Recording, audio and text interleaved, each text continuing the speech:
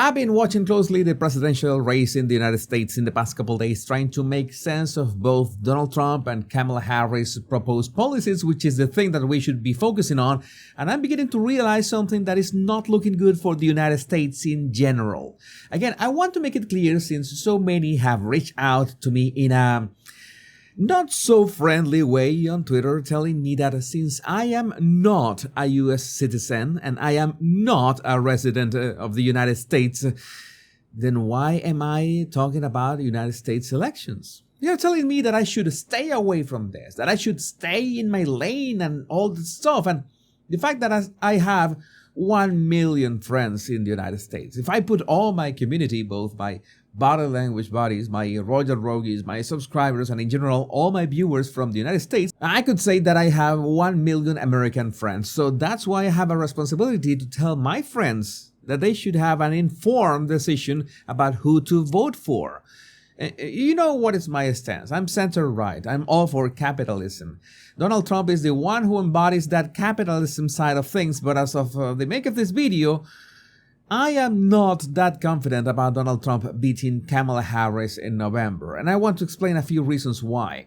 The main one is that today I visited Kamala's website, and other than being bombarded with calls to donate, I couldn't find her proposed policies, and apart from listing the alleged achievements of the Biden-Harris administration, it just reads like a regular Wikipedia bio.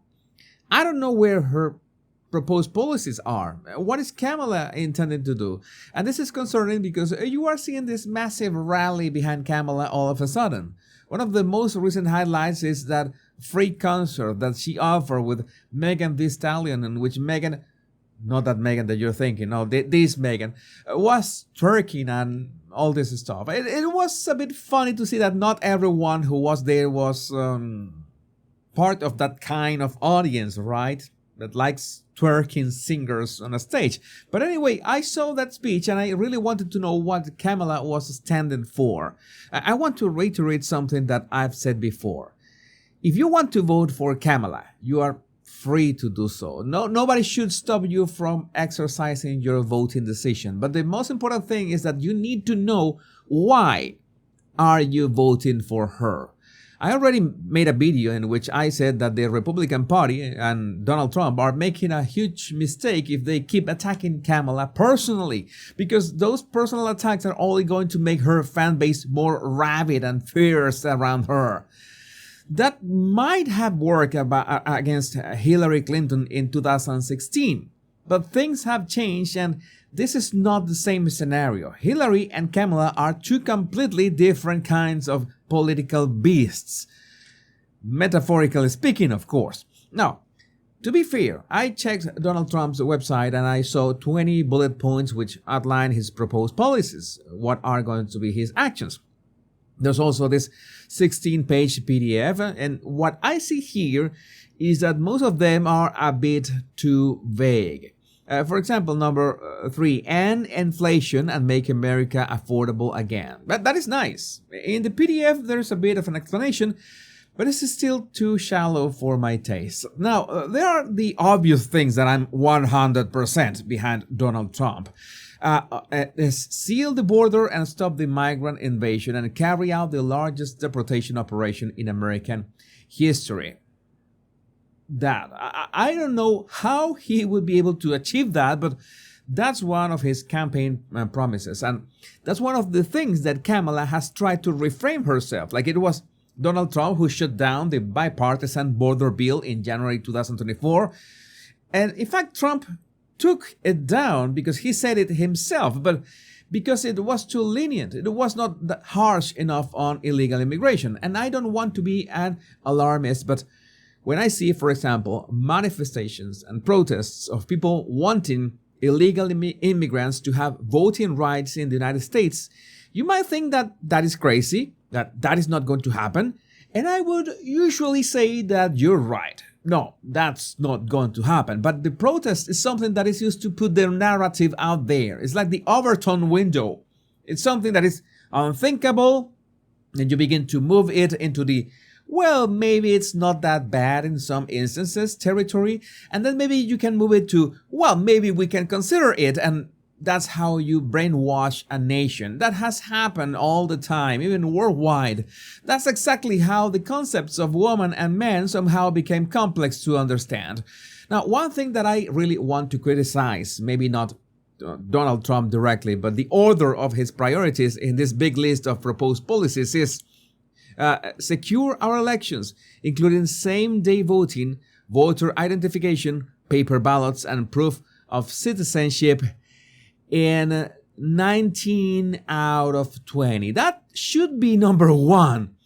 And if what recently happened in Venezuela is any warning, you absolutely need to secure your elections, my American friends. And yes, people are going to point a finger in my direction and say, are you implying that it has anything to do with 2020?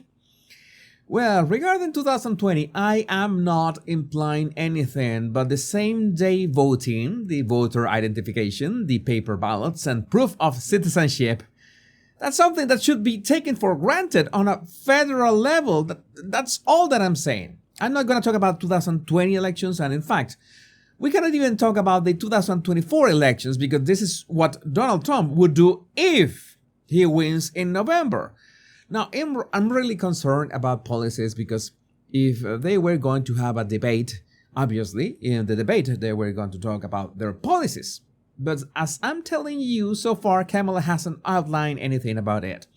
And we are already in August. And I know that she is literally fresh out of the confirmation to be the Democratic nominee, even before the Democratic National Convention.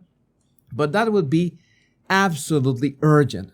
And now we have the back and forth of which one of the two has chickened out of the presidential debate. Kamala Harris claims that it was Trump who abandoned the idea, who ran away from the debate. And Trump, of course, says that not at all, that he can face Kamala anytime, anywhere. And both of them are trying to set their own rules. Now, Donald Trump already debated Biden following Biden's rules, so it would be fair if Trump had the ability to set some of the rules this time, especially having an audience. That would be fun to watch. But my concern is that a debate between Donald Trump and Kamala Harris is never going to happen. At least not in this stretch from August to November. And why is this? Well, you remember that we had two options. Either the June debate with Biden was on purpose, so Biden would do really bad and Democrats would have a reason to take him out of the race. That's one thing. And the other option is that Democrats really thought that Biden could do well in that debate, which he didn't, and sparked immediately all these requests for him to drop out of the race. That was so inorganic that my idea is that this was on purpose to take him out. Now, I don't think that Democrats are willing to make the same strategy or the same mistake, whichever you want to see it, with Kamala. And why is this? Because to be completely honest, I have watched interviews with Kamala. I have watched her speaking without a teleprompter. And even Biden at the debate had a train of thought much more steady, much more coherent than anything that I have heard from Kamala. So I really don't think they want to put Kamala on a debate against Trump. I think all this confusion of who chickened out from the debate is a smokescreen so Democrats can prevent Kamala to be exposed like Biden was.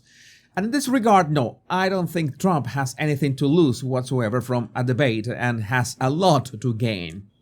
But this, in turn, becomes a bigger problem. It means that now more than ever, we're going to watch a battle, not of ideas, not of policies, but whatever is happening in social media. And when it comes to Kamala, all that I can do is to just assume that she would just continue whatever she did with the Biden-Harris administration. But then that would mean that she has no ideas of her own in terms of policies. And the worst thing that can happen is that this becomes just another instance of, I will vote for the one who makes me feel better. And believe me, you don't want to get to that point. But I would love to know what you think about this in the comments. My name is Jesus Enrique Rosas. I'm the Body Language Guy. Much love and bliss.